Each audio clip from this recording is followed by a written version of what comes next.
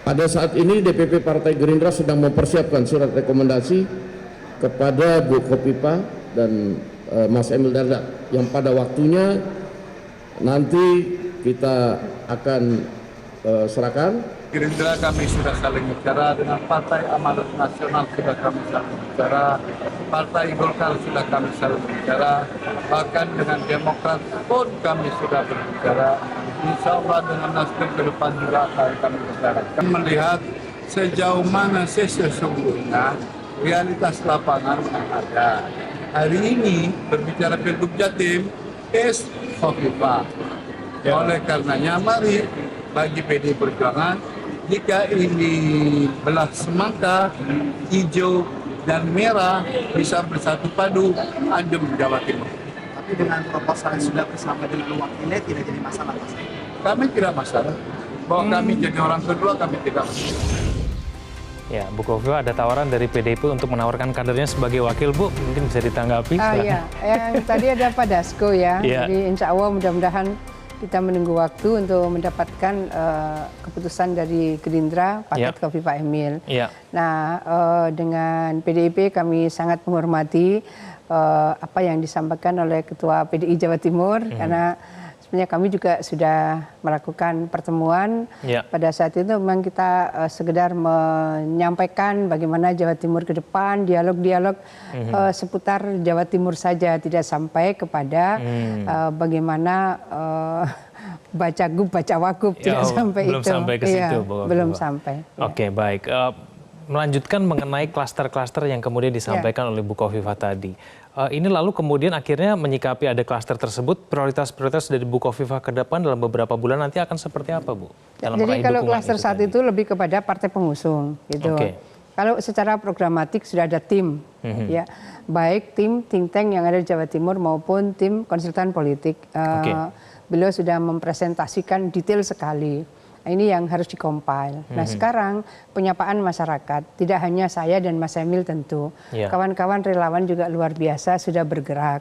Nah sekarang bagaimana mengkonsolidasikan partai pengusung. Nah, partai pengusung yang tadi saya sampaikan semula itu kan SK-nya baru Kofifa.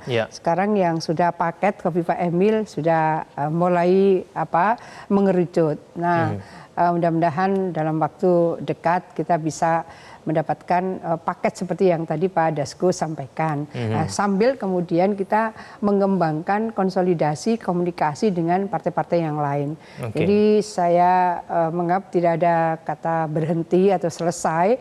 Di sama-sama kita mengkonsolidasikan seperti hanya 5 tahun kami memimpin Jawa Timur bersama Mas Emil. Komunikasi kami, keberseiringan kami membangun Jawa Timur itu terkonsolidasikan menurut saya dengan sangat baik. Bu Kofifa, bagaimana dengan strategi konsolidasi terhadap pendukung grassroots yang kemudian setia untuk mendukung Anda, Bu? Nah ini strategi ke depan seperti apa, Bu? Pasti itu sudah terkomunikasikan, terkonsolidasikan. Jadi kan saya ini sebetulnya keliling terus dari pagi ke pagi. Saya bisa selesai forum jam 1 di kota mana, saya bergerak di kota mana menjelang subuh atau bahkan subuh sampai di mana, itu tidak berubah. Jadi konsolidasi saya tetap seperti itu, ya kecuali kalau saat ini saya sedang di Jakarta gitu ya.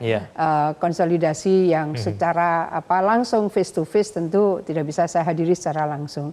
Tapi selagi saya di Jawa Timur, koordinasi, konsolidasi itu cukup masif. Cukup masif ya. Bu Kofifa kan memang sosok Anda ini dikenal komunikatif dan kemudian pendukungnya juga banyak di Jawa Timur, Bu Kofifa. Anda juga Ketua Umum Muslimat NU yang tidak terbantahkan lagi, ini anggotanya juga banyak di Jawa Timur ya. Anda menjaga betul tampaknya iklim politik di Jawa Timur terutama terkait kinerja Anda sebagai Gubernur Jatim. Nah ini apakah upaya Bu Kofifa untuk tetap menjaga elektabilitas Bu Kofifa yang sudah dipersiapkan selama ini, Bu? Sebetulnya elektabilitas itu bukan tujuan. Saya menyapa masyarakat itu adalah bagian dari passion saya. Jadi bersapa di mana saja, kapan saja, meet the people, meet the people. Dan saya biasa tidak melakukan penyapaan tidak saknyuk itu sebentar-sebentar enggak. Saya biasanya cukup intens berkomunikasi, saya hadir, saya mendengarkan, itu tradisi yang saya bangun tidak dalam rangka apa, tidak. Jadi sebetulnya kita touching heart. touching heart. Mudah-mudahan mereka merasa bahwa kita ini bertemu di hati. Karena kalau kita bertemu di hati tidak akan mudah pindah ke lain hati. Jadi kira-kira seperti itu. Nah, ini kan saya bangun puluhan tahun, bukan karena pilgub atau pilpres. Kemudian ada pilgub, ada pilpres, tentu sapaan ini lebih cepat karena kita sudah bersambung dalam hati. Dan kalau sudah touching heart, insya Allah tidak akan mudah pindah ke lain hati, Mas Kevin. Iya, betul sekali ya Bu ya. Nah, ini sebagai Gubernur Jawa Timur, menurut Anda persoalan apa nih Bu yang selama 5 tahun kemarin belum tuntas dan mau dituntaskan nanti pada saat keseimbangan infrastruktur, keseimbangan pertumbuhan ekonomi.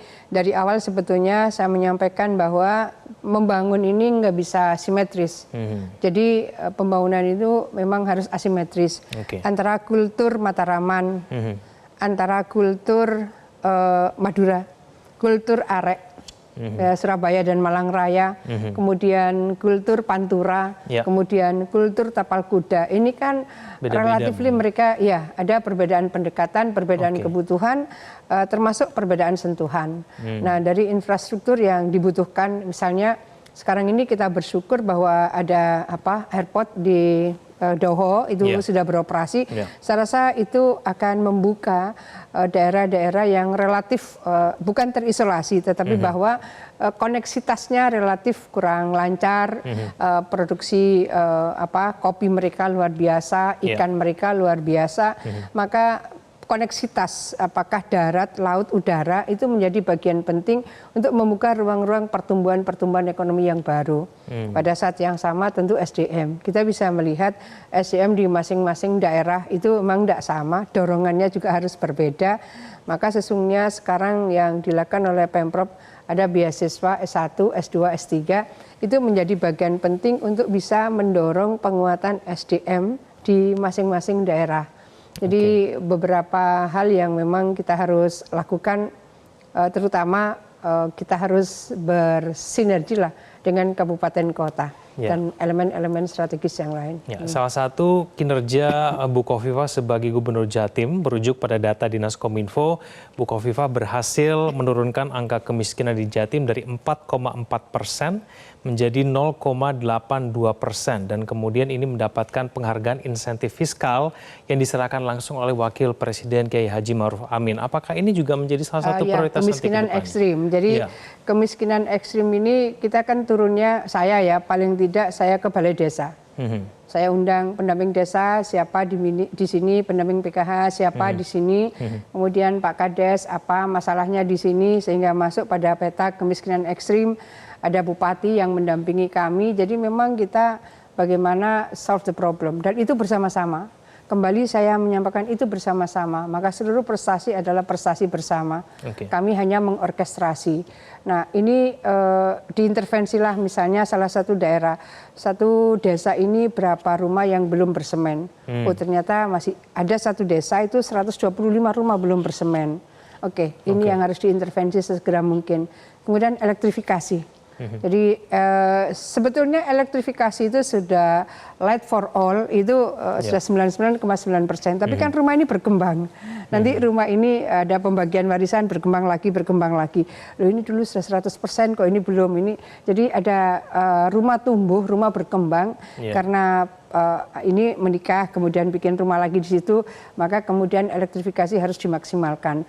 Nah, hal-hal seperti ini kemudian berseiring dengan bagaimana membangun pemberdayaan ekonomi di antara mereka.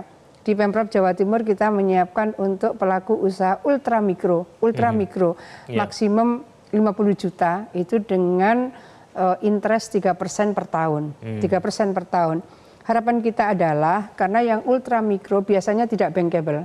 Yang tidak bankable ini harus disapa dengan program khusus. Karena kalau tidak, maka yang nyapa mereka adalah rente. Pasca COVID, rentenir ini semarak lagi. Jadi kita hampir setiap saya turun ke daerah, pasti di situ ada program penyampaian zakat produktif. Zakat produktif itu berarti ini hibah. Tapi bagi pelaku usaha ultra mikro. Bukan mereka yang tidak punya usaha, ultra mikro. Siapa mereka? Ya mereka ada yang pedagang gorengan, pedagang dawet, pedagang nasi pecel dan seterusnya. Hanya 500.000. Tetapi mereka bilang, Ibu 500.000 ini bagi orang-orang itu mungkin nggak ada artinya, tapi bagi kami sangat berarti. Bapak kerja apa? Kami jualan dawet. Bapak butuh modal berapa? 200.000. 200.000. Biasa Bapak jalan berapa jauh? Kami jalan, Bu, sampai 2 kecamatan. Nah, kalau kemudian selesai bersih, habis berapa untung bersihnya? 20.000. Tapi kalau nggak punya modal, mereka kerente. Yang kita ingin lakukan adalah bagaimana menyapa mereka dengan zakat produktif sedapat mungkin. Ini akan menjadi substitusi dari jeratan rente. Nah, pola-pola itu hampir atau mungkin setiap saya turun itu biasanya kami melakukannya. Baik. Tidak hanya kemudian sebagai Gubernur Jawa Timur, Bu Khofifah juga punya pengalaman sebagai Menteri Sosial. Nah, kita akan bahas itu saja. Pemirsa jangan kemana-mana, kami akan kembali. Jelajahi cara baru mendapatkan informasi. Download Metro TV Extend sekarang.